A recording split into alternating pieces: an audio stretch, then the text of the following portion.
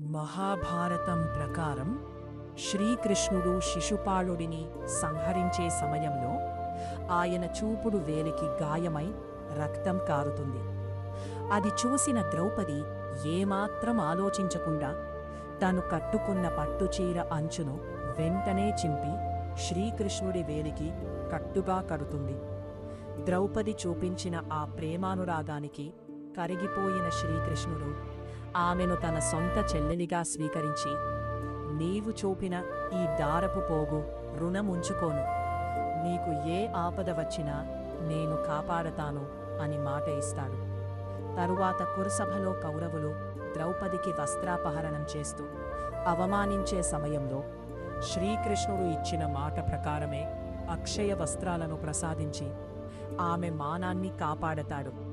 ఆమె తన వేలికి చుట్టిన దారపు పోగునే నేడు మనం రాఖీగా పిలుస్తున్నాం. అందుకే మనం ప్రతి సంవత్సరం రాఖీ కట్టి అత్త తమ్ములు అన్న చెల్లెలు కష్ట సమయంలో ఒకరికి ఒకరు తోడు ఉంటారని అర్థం.